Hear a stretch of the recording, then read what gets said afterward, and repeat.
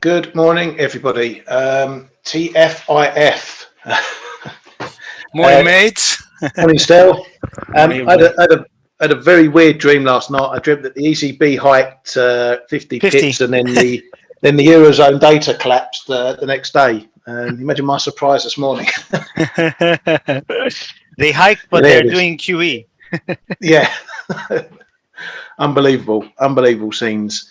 Obviously, that's going to be the big subject today, which we'll look at in a bit more detail after we run through a few of the other bits and pieces. Bit of data out overnight from Japan, CPI data. Well, firstly, you can see there the PMIs in Australia coming in softer in both sectors, manufacturing and services. Been a bit of a theme today. Some consumer confidence for the UK down 41, matching the prior month. So things as far as that survey goes, looking very dour for the UK consumer. We did get retail sales this morning, which we'll touch upon in a moment. So the Japanese CPI came in, and we were higher in the core by a pip, but down a pip in the headline. Now we had a bit of weakness in dollar yen already yesterday, and that looks the CPI data may have just got a few thinking that again that they need to push the Bank of Japan's buttons on possible monetary policy changes. Obviously, this is coming right after the Bank of Japan stayed their ground yesterday on monetary policy. Nevertheless, the tick up in the core does put a bit of upside pressure on CPI now. We got to see whether it's going to start accelerating like we're seeing the rest of the globe. That's still pretty low compared to everywhere else. But the little divergence there between the core going up and the headline coming down is probably something we're going to need to watch. And it was commented on by the finance minister Suzuki after that data, and he's saying he needs to be fully attentive to the risk of rising CPI, but then he did counter that by saying it's up to monetary policy is up to the BOJ, so nothing to do with them. And he also said that rate hikes could hamper the economy or could hamper economic growth. So no real signs of pressure there from the Ministry of Finance or the government on the BOJ to change tack, but as with everything in Japan, it's a real slow-moving process, and we need to see what inflation continues to do. And if it's going to grind up, if we start getting above 3%, 4%, the market is going to really start questioning the Bank of Japan and what it's doing again, particularly if it's the core number pushing up. Their excuse so far is still that it's energy that's driving things, but as my argument with that, as has been for the US and other economies, it's energy may be a component, it may be a big trigger for inflation, but it's how long and how deep that inflation then feeds into the rest of the market. It's no good saying oil prices have jumped up to $120 or whatever, but if it drops back to $90, that's the end of it. Obviously, oil is used for many different things, used for production, not just fueling vehicles. There's a whole chain of things that things like oil get used for. And those prices, if they rise all the way down the chain, products, services, you name it, that's where inflation becomes entrenched, because the longer it goes on, the more users and producers have to put their prices up, and the longer those price rises stay in towards the end user. So the whole level of inflation keeps rising. So it's not just about transitory energy, it's how long that inflation sits within an economy. And that's the problem that will hit the Bank of Japan perhaps more so than other economies. We've seen very volatile inflation, obviously, and there is a potential for the quicker it goes up, the quicker it comes down. But for Japan, it may be a real longer term process for this. And it may be more sticky in Japan for longer. And that's what will get the Bank of Japan looking at changing policy, perhaps. But anyway, looking at the rest of the data, the PMI is there. Again, similar situation, both sectors dropping back a bit. UK retail sales, as I mentioned, I was looking at this number to see if there was a big impact from the Jubilee thing we had in June, the Jubilee extra bank holiday, 4-day bank or 2-day bank holiday that was tacked on to the weekend. Overall, sales were lower by 0.1% on the month. That includes everything. The core sales, so you strip out things like gas and fuel and stuff like that, was up 0.4%, and that's probably reflective of the Jubilee. Several components, or a lot of components, were down, but things like food and drink were up 3.1% to reflect that Jubilee effect there. So core sales were a bit higher, beating expectations, as you can see there. The year-on-year numbers look a bit bad, but again, we have to take this in terms of where we were with lockdowns last year. We came out of lockdown in June last year, and there was a huge big spend up, pubs and stuff. So I'm not surprised to see it down year on year versus what happened last year. But overall, sales holding up, not the collapse we've seen or been expecting. And that's a theme as we look at the data that you'll continue to see. So the PMIs in Europe, really just a joke this morning, coming not even 24 hours after an ECB hiked 50 pips. France, manufacturing into contraction, services heading lower again. German, manufacturing into contraction, services down. Red numbers all the way across the board, much lower than last month, and going into contraction in many different areas. So, it sort of leaves the ECB with a bit of egg on their face regarding what they did yesterday. But here we go, the UK down on last month. That shouldn't be ignored, but it beat all the numbers there beat expectations this morning. So not as bad in the UK. Again, a bit like retail sales and what I've been saying previously, that a lot of the market have been pounding the pound because they expected the UK to really crater, or economic data and the economy to really crater.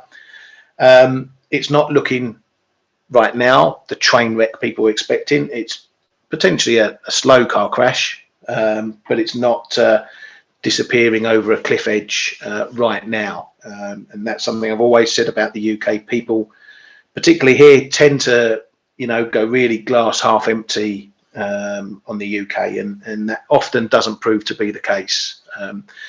And so far, the data's proving that at the moment. Some news out of China as well. Not big news. The FX regulator was out with some comments today.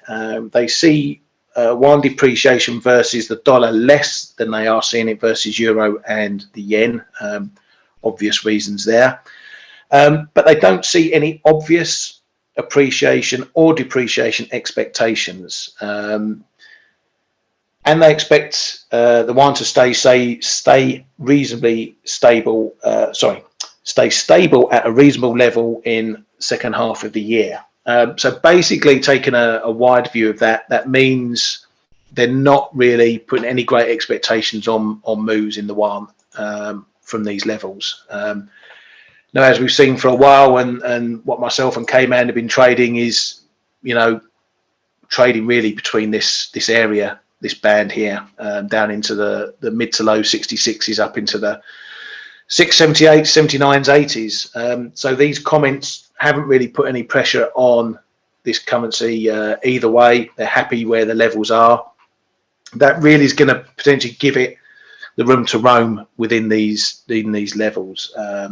So I'm going to remain trying to buy on a move down to the lower end and potentially selling up towards the high end. I am getting a bit worried that we're getting multiple tests up here now.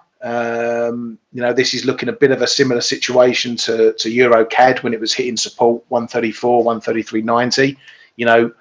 Decent amount of time between the tests, big solid level, proving itself time and time again. But as we can see here, these lows are stepping up now. The dips are more shallow. We keep returning. We're close level. It's possible that we get a break, which could send us right up to this sort of area here, which was, in fact, the last time someone from China officially commented on the moves.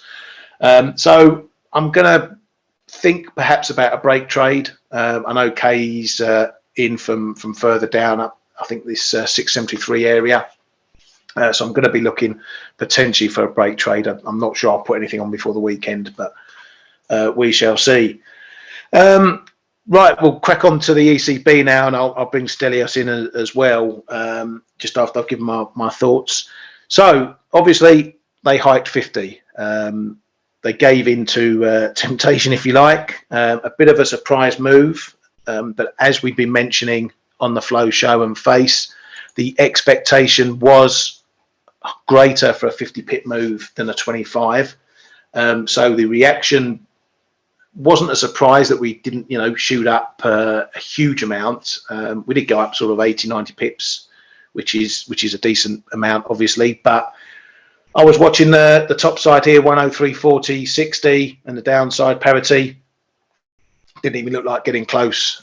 We couldn't even hit the 50 fib of this move. All right, by a few pips, but it's still telling you couldn't hit a level like that over something like a surprise hike. And it looks like the TPI has become a concession for the 50 pip rate hike. So there would have been all the hawks, all the inflation hawks in the governing council, countries like Germany pushing for the 50. But they were also worried about the TPI, or as it was previously called, the TPM, the fragmentation tool, about it becoming too much of North paying for South. So given the comments from Lagarde yesterday, it looks like the concession for getting the TPI out and done was given into the 50 pip hike. That's quite important because it just shows you that the horse trading that goes on at the ECB. Afterwards, we did get the usual sources saying some wanted a 25 pip hike. They obviously got shot down in flames at the meeting. Now, the other two big items to take from the ECB meeting, one was Lagarde mentioning the FX level in a roundabout way and saying that the moves in the euro dollar were a part of hiking so much because of their effect on inflation. That's a veiled nod to the euro dollar getting down to parity and the moves we've seen towards parity recently. It's not, I wouldn't say they're going to start intervening or anything like that. But from this point, we should expect to possibly hear some stronger rhetoric on currency moves lower in the euro. It's a bit similar to apparently the ECB always comment on euro dollar when it gets to 119. So don't think there's going to be intervention coming, but expect FX perhaps to start featuring a bit more in comments from ECB members. Now, in terms of the next hike, the next meeting in September, the other big comment that Lagarde made was that the prior guidance on September no longer applies. Okay, so that was seen very dovish or very unhawkish by the market, and that's pretty much what took us from the highs to the lows in euro dollar. She really pulled the rug out on September. Market was lining up for another 50. The way she was talking, it wasn't like oh yes, the prior guidance doesn't matter, but we're probably still going to go 50. She really withdrew some of the rhetoric out of that, took the steam out of that. So that was one of the risks for the ECB. Do we get a 50 and then maybe September get some wind taken out of it? And that's what happened. That's what the market took from that. And obviously now we're seeing the euro much lower. The data itself has sunk it even further. So really another case of a big announcement and then in the presser a central banker popping the tires or popping the balloon and sending the currency in the opposite direction. Stel, what do you make of it all? Bit of a mess, eh? Yeah. Hello, everybody. Well, First of all, before the ECB, we did say the risk is a lot higher than the markets expect for a 50. We did get a 50. Yep. The initial reaction was for the euro to strengthen, but the problem is, and Lagarde is actually right. She did say that the ECB is hiking into a slowing economy, facing potential stagflation, and this is all valid. So that kind of and the removal of forward guidance brought the euro lower, but my view is that this 50 is an acknowledgement that inflation is high, and really, I've been saying for a while now, they have no more excuses to not address inflation. Yes, economy is slowing. Yes, the data is coming in weak. Not all of it, but it's turning. But unless inflation starts to show signs of reversal, they have no choice. So for me, this move is a shift, and I do think that the possibility of a 50 for the next meeting is higher than the market's expecting. So even though she's said that forward the guidance is not going to apply anymore, what we said before, blah blah blah, she wants to keep all options open. But if you take a few steps back and you look at the macro picture, even though things are turning a little bit, inflation is high and it's not dropping, and the rate is still going higher. So I don't see how they can avoid going higher in rates. I mean, even with the 50, we're at ridiculous levels, very, very low levels of rates. They're supposed to be extraordinary measures to be down here, and yet we've been here for years and years. So I think unless something changes dramatically, they're going to surprise to the hawkish side. Even though they don't want to.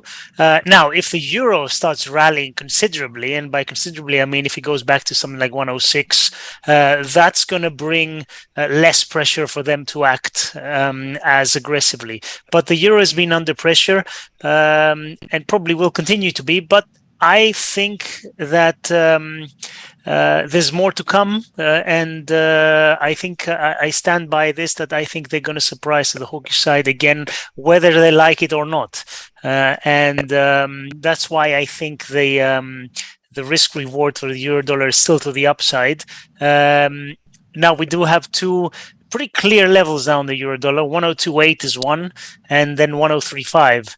Those two levels, they are close. We didn't manage to break 102.8, like you said, the 50% retracement, but it could break soon. It's going to be driven by the dollar quite a bit now, but anyway, overall, my take on the ECB is they're reluctantly hiking more than they want to because they have to. So and this I don't see what's going to change in the macro environment that's going to change that before September. If anything, there's always the risk of a positive development, of something positive coming out of Ukraine. I don't know what that might be, some kind of ceasefire, something, and if you short the euro, you are running every day, you're selling basically every day the option of something like that happening. And it's, we've seen these kinds of events, how they can smash the market one way or another. So, if you short the euro dollar, you have to be very careful, because one headline will take it 100 pips higher straight away. So, but overall, just to summarize, I think the ECB is finally doing what it's supposed to have been doing a while ago. The problem is they're a little bit late, so they're hiking into a turning economy. The frag tool is something that's going to help. And interestingly, they said that initially it's going to be public sector securities that are going to be buying 1 to 10 years maturity, but private sector securities are going to be considered if appropriate. So, something like that tells me that they are going to be done at some point. The fact that they're mentioning them means that they're not just a thought, an afterthought. It's something they have considered and is probably in their plans if things don't look good. And we're seeing yields in the periphery rising, so they're going to have to use use every tool they can to bring spreads back in line. I mean, theoretically, they shouldn't really be interfering. The market should be pricing risk accordingly. That's what I don't get. Greek yields should be a lot higher than where they are. Italian should be higher. All that. Portuguese should be higher. But they're trying to artificially keep a market in a certain range, which they can do, but only for a limited amount of time. Anyway, my broad feelings on the ECB. They're trying to do something. They're late as always, and let's see how things develop. So you don't think that the round of PMIs diminishes the chances of a 50 next month or in September next meeting? It is weak data, but there has to be, for me, the most important data is inflation. Anything that has to do with inflation, that needs to start turning. Yes, PMIs are important. They're leading indicators, and they're strong. They're strong in terms of importance. But as long as inflation is 8.5% and not dropping, I don't see how they can shift. Yes, they can talk about stagflation, and they can talk about the economy turning, but really they have to bring price stability. And if inflation is not dropping, they're not achieving that. The end. It needs to be reminded that the ECB's mandate is purely price stability. It's not like the Fed dual mandate, employment and stable prices. Exactly. It is price stability. And the thing to remember is that it's not like we have rates at 4% and inflation is at 8%. If that was the case, they could be an argument. They could say, you know what, it's now it's really transitory. It's going to come back. Look, demand's being destroyed. So that's going to be okay. No, we're rates at 0.5% and inflation is 8.5%. The gap is huge. So that's why I think they can't afford really to lag anymore. Even though the economy, yes, it looks like it's turning, but they can't afford to do that. I agree. And I mean, one of the things about the PMIs today also was that pretty much in all of them, the price components are eased and supply chain issues are eased. So there is the possibility of seeing prices coming lower in inflation, but you've got to remember also that while these PMIs are probably the most up-to-date data compared to some of the headline numbers or hard data, as we call it, there's still a lag on inflation. So, what these PMI signal now doesn't mean is going to appear in the next inflation report. The inflation reports we get each month are from what's happened 3 to 6 months previously with prices. So always look at the lag. And I want to say, yes, they will be hiking into recession, as Mike said. The good thing for the ECB is that when inflation starts looking at it like it's turning, they can turn around and say, right, that's it, we're done. No more hikes. They can do that. But at the moment, their credibility is absolutely shot if they don't do more to try to handle inflation. I know it's the wrong type of inflation, but it's inflation. And as I said before, they can stop and they can tell us that they've stopped from one day to the next. And that's the easiest thing to do. So that's why I think they're going to keep going now, and they're going to keep going with 50s. Interesting. Yeah. And yes, it also should be noted that they need to get rates up purely to be able to cut them again later on. So we should never ignore that side of the equation either. But what it does now, and the comments, as much as we laugh and joke about them, it does put us in a similar situation to the Fed. We are now going to be trading the data. Does it mean 50 for the September? Does it mean 25? So on and so forth. So for trading, that should be good for volatility, even through the summer. I'm probably going to expect liquidity to dry up after the Fed next week, because that's the last big central bank before we hit proper sort of summertime. But with all this data dependence now, we should see some volatility remain in markets. It might mean it goes quiet in between data points, but that'll mean we just have to take advantage of the data moves if we get them. But I mean, speaking of the data moves and looking at the TPI, there was a story out from Bloomberg earlier on today or last night that bond traders are already going to be on the hunt for the trigger point in spreads to activate the TPIC, start pushing the buttons on where the ECB may be forced to step in and start jawboning it. So that could bring some funny moves in bonds. We may see a bit more attention coming in from traders on the spreads, and particularly as we show something like the Italian-German spreads. You know, politics in Italy is a mess. That's going to continue. So this is one area I'll be looking to see if traders, bond traders, start to mess around, wanting to push the ECB's buttons by ramping up yields in Italy. Ryan, did you see the there was a tweet the other day about the past 180 years in Italy? How many governments do you think they've had in 180 years? Yeah, I think was it 74 or something? It was 160 something. I'm not kidding. It was almost one per year. It was. I read it and I'm like, no, it can't be. And apparently it's true. So hey, Italian politics being volatile and changing government is not something new. Okay. No, exactly. And I'm just about to say, this is a man who's in a glass house throwing stones when it comes to elections. I want to know what your numbers are, mate, in Greece for how many elections in the last many years? They're not as bad, but they're not good. We're supposed to have new governments every 4 years, but I think the real thing is probably every 2.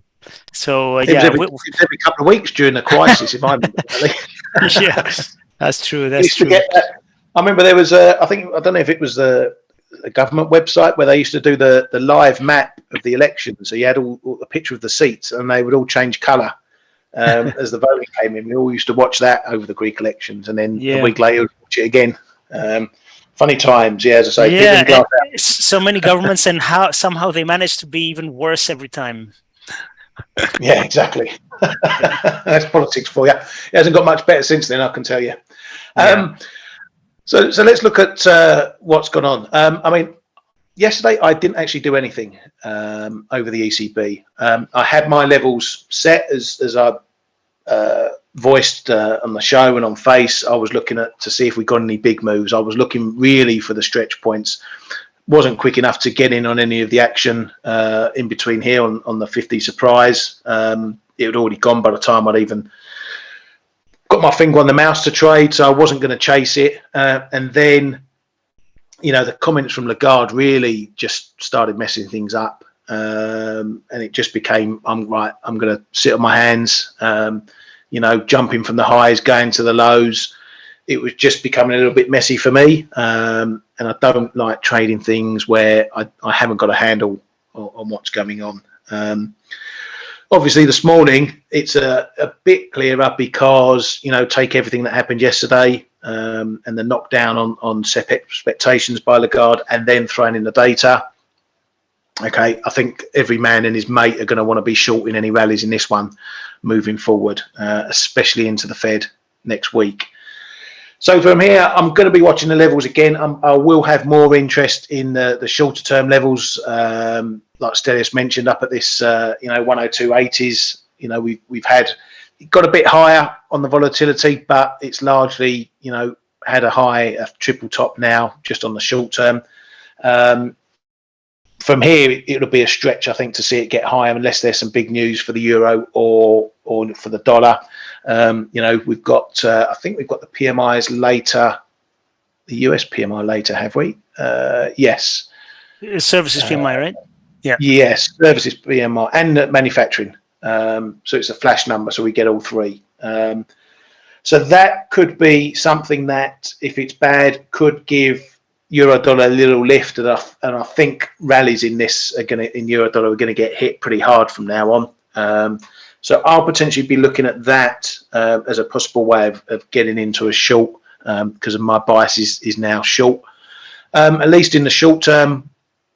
But again, I'll be looking for, if we get a move back down to parity, to flip into longs, depending on the reasons why we're down there and the news and so on and so forth.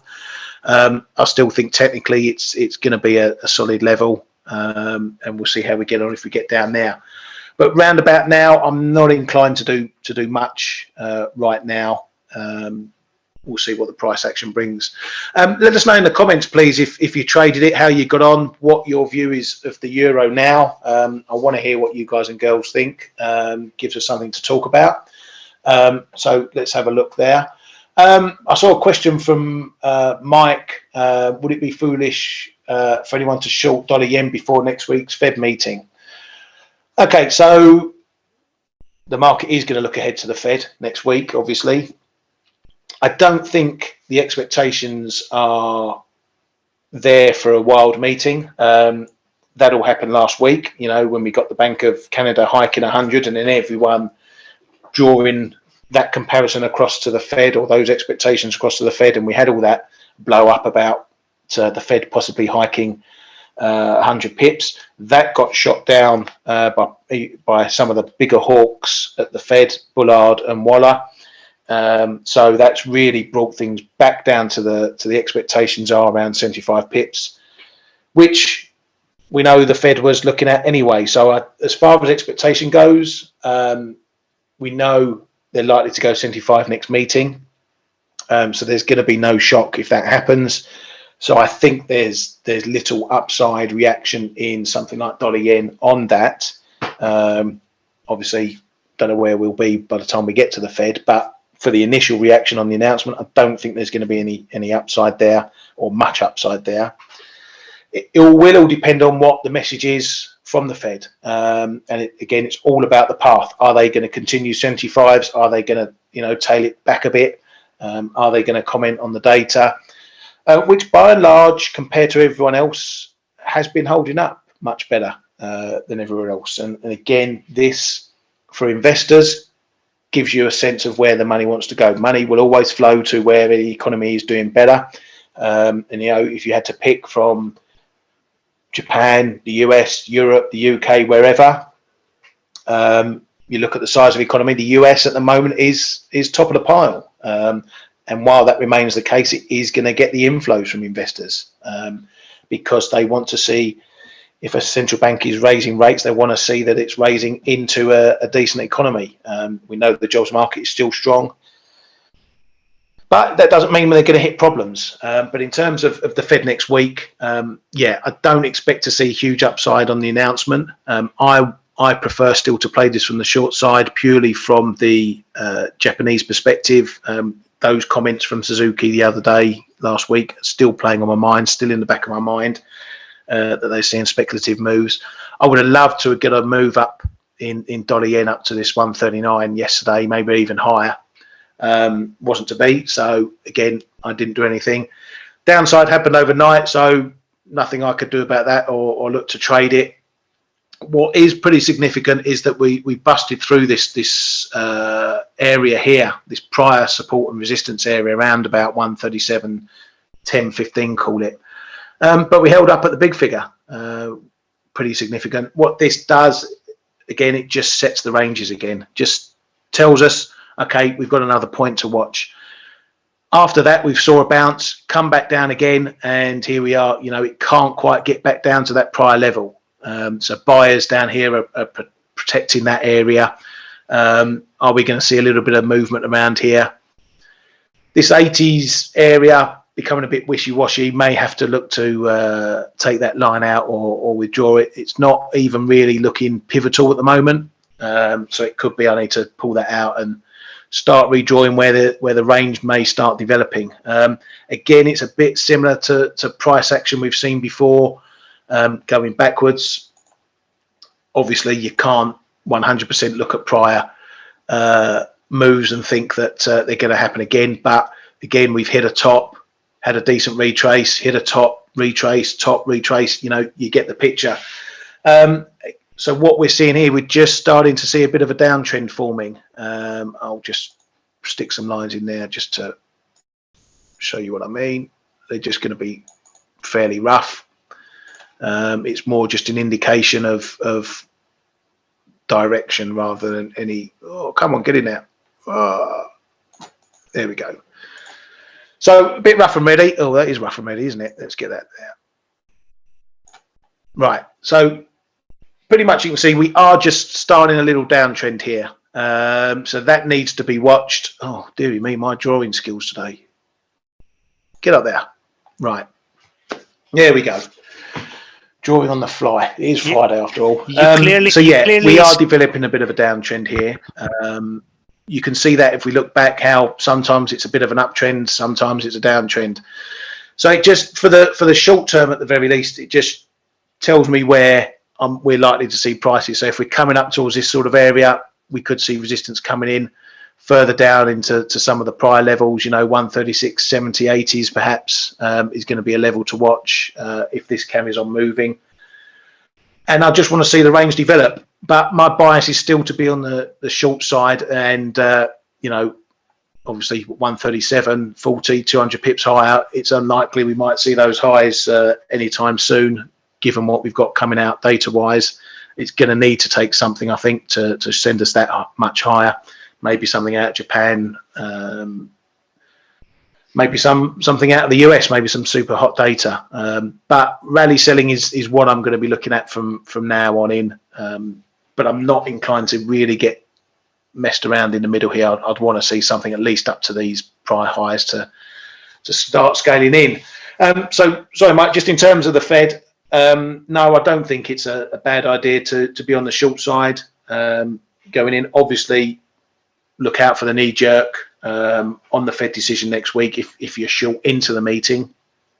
But would I short it right here and now? No, probably not. At most, I'd look potentially for a break if we broke under this area here, 136, 70-ish. Break under there, I might look at going with a break short, but I'd keep it fairly tight. But here it's a bit middly for me, so I'm not inclined to get in on that one. Let's have a look at some of the other questions. You think, Mike, that traders outside the US are underestimating that Powell and the hawks of the Fed are serious about hiking rates? No, I don't think anyone's underestimating them. They've told us they're going to be on a hike path of 75s. They've told us that they are going to hike into a weakening economy. They are going to hike and expect to see the possibility of people becoming unemployed. So they've been really upfront about it, more so than the ECB. So it's no shock and no one's really underestimating. But if the market knows they're going to hike 75 pips next week, where's the upside? Where's the surprise that would send dollar meaningfully higher, particularly against the yen? It might give people cause to hit the euro a bit more because even with the ECB 50 and the Fed going 75, that's still 25 pips of widening divergence between the two of them. So the divergence play is still there. Let's have a look. Anne, you went long after the presser and price dropped and you entered 1018. Waiting for another opportunity at parity and maybe below. Yeah, it was very messy, the price action, Anne, yesterday. I know a few of our guys in the room jumped into longs, were looking very pretty, and then those comments from Lagarde just flipped it around. Not nice to see, but it's part and parcel when you're headline trading, and you've got to be careful. That's why I say to some people, and some of the people who were trading in our room are, they're not noobs. They've been doing this for a long while, and it just shows you can be at the mercy of these headlines. But it's why I say to less experienced traders, sometimes you just, for these things, just need to sit on your hands, because you do get these wild moves and you don't want to get caught up in them. And, sometimes you just need to let the dust settle and pick up the pieces after. The willingness to try and chase big moves over these big events can become too big to resist. Fortunately, the people in our room who were trading long side, they had their stops in play. The damage wasn't too great. And that's what you got to do. If you're going to get in, you make sure you cover your risk and you make sure you're protected. No one should be long at the high 102s and not have a stop in, and be still long this morning at 104, 101.40s, sitting there hoping it's going to bounce again. That's not what you should be doing when trading.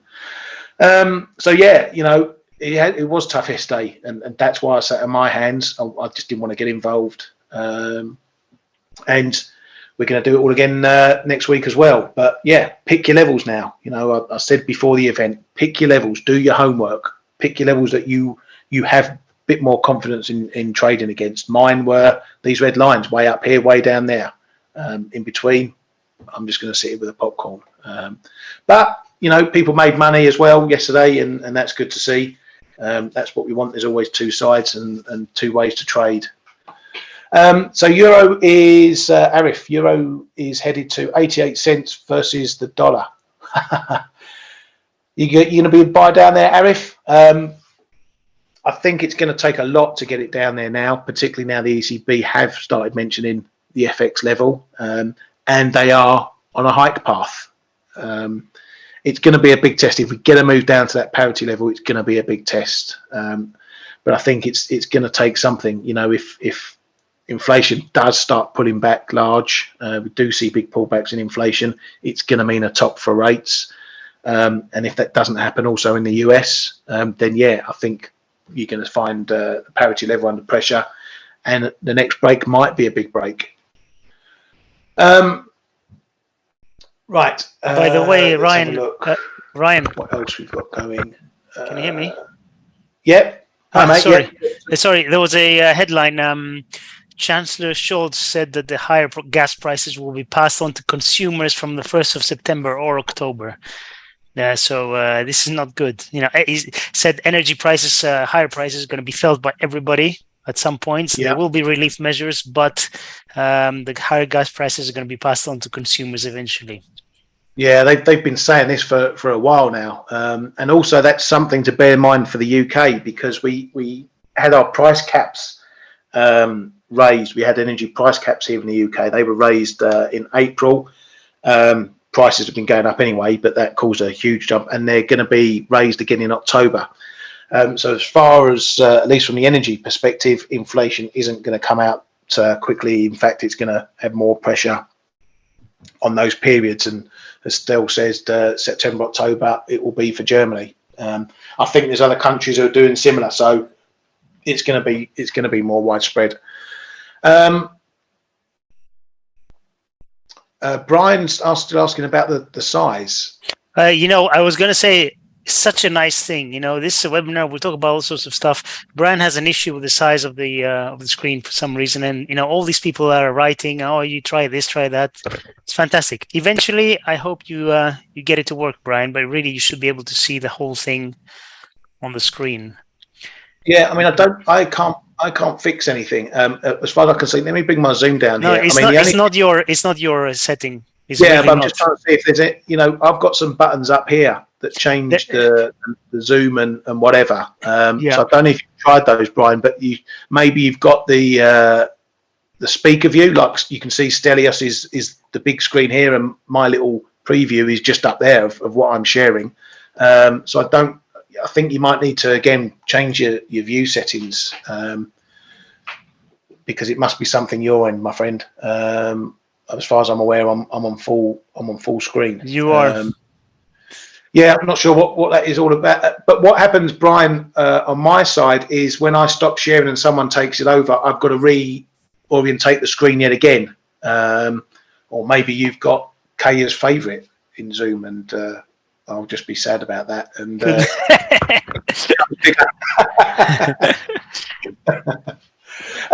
right, so let's have a little look around. Some of the other pairs going on. Euro sterling, another one. I was really looking for a move, you know, up to 86.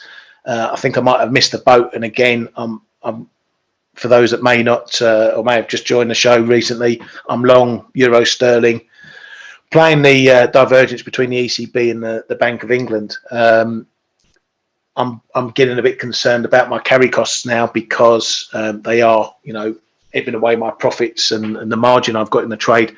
So I was looking to see if we got a bit of a move up to 86s and how it performed to take some off. We didn't get there, so I'm still sitting in.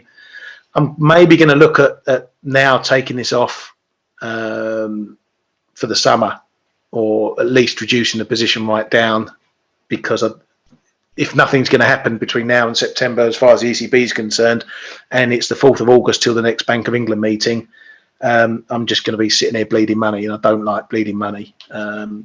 So it may be that I fold the position entirely, or just keep a small piece on, just to keep my foot in the door. But I'm thinking more and more about this, taking a lot off and trading it after when we come back from the summer. Technically, we're back down into this zone. I'm not really going to look to add into here. I had a try at this when we came into it last time and got stopped out on there. Missed this one down here, unfortunately. But I'm not inclined to look at this one anymore right now, particularly, as I say, with summer approaching. But it does show yet again that, even though we've had a 50 pip hike from the ECB, euro sterling is still lower, still favouring the pound. Obviously, the data has helped as well. Weak data in the Eurozone, less weak data in the pound. So on a fundamental basis, that does put the ball a bit more in the pound's court, make the pound perhaps a bit more bullish. You wouldn't think so in cable right now. Up and down over the 120. Even up to yesterday, 120 is the line in the sand. So, for cable, they're expected to go 50 pips at their August meeting, the 4th of August. But again, there's still going to be a divergence between the 75 that the Fed potentially go with. So that keeps, the pound on the back foot in terms of this. But maybe we're gonna start seeing the pound more supportive now. It had a big move down. It had the false break, a bit like the euro at parity, although 118 isn't as big a level as parity is. There's probably some of you guys potentially looking at an inverse head and shoulders potentially forming down here. That's not my bag at all. But what I am looking for is that we're finding a bit of support at these prior lows coming in again here, similar to the euro dollar. So that gives us a bit of an area to say that at least we're consolidating, which is probably going to be, this area is the longest period of consolidation we've had for quite some time, going back a few months. So when you get periods of consolidation, if anything, it tells you the price has stopped falling. Doesn't mean we can't continue lower. Could be a case that we just pause for the summer, like we've been saying, and the price just mooches around in this area. That should give us at least some good jobbing areas or ranges to get in. But much like the euro, I am thinking that perhaps we have potentially seen the end of the big flows down. We know what the Fed are doing. We know what the BOE are doing. And we're going to be data dependent here as well. So I'm not inclined to be short the pound. And I haven't really traded cable a lot because it's been so volatile. But I'm tending to take a more bullish, neutral to bullish bias for this one at the moment. Let's have a look. Arif, Truss or Sunak? Yeah, that's coming up. Again, not until September, the leadership context. In the bookmakers' eyes, Truss is the favourite. I've been a Sunak man in terms of who I thought would get it since the off. I thought he would be in amongst it. I still think he's the more pound positive for the market, if we're just talking in trading terms. It seems that a lot of the party members who are going to be voting at the final vote seem to be getting behind Truss. So it could be a close run thing. And so far, Sunak has taken the most votes in all the previous votes. But this next one goes out to all the Conservative members. It's not just other MPs and so on and so forth. It's all the members who will be voting for that, and it's what they think as opposed to what MPs think. So I think it's going to be a close run thing. It's going to be a tight thing to look at. Right, let's have a look. Stocks I want to have a quick look at as well. And apologies, Kay's not here today because he's had a couple of appointments this morning that he said he might not be able to make it back for the Flow show. That's probably an excuse for him to go sit in a cafe for a while and have a nice breakfast. Not that he wouldn't deserve that, of course. Right, so here we are looking at stocks. Let's get rid of that fib for now because it's a bit redundant. Get rid of you. looking pretty solid again still in the S&P, and I'm going to be watching this over the data today for the manufacturing PMI, and just to check, I think that's all we've got today in the US. Yeah, just note there we got Canada retail sales for May, really lagging data, you know, but keep an eye on that for the loonie. I'm keeping an eye on stocks because I still think that, you know, they are well supportive because of that situation where the US is doing pretty okay compared to elsewhere. And again, that's where investors are going to want to put their money. There is still this theme that bad data potentially equals the Fed not going as hard on hikes, or, you know, bloody QE that some people keep putting up, and we discussed this on Face as well. You know, that sort of rhetoric really is wrong in my opinion. So if the data comes out today and it's not too bad and we see stocks rally, that will indicate that the market is looking from the perspective of the US not doing as bad.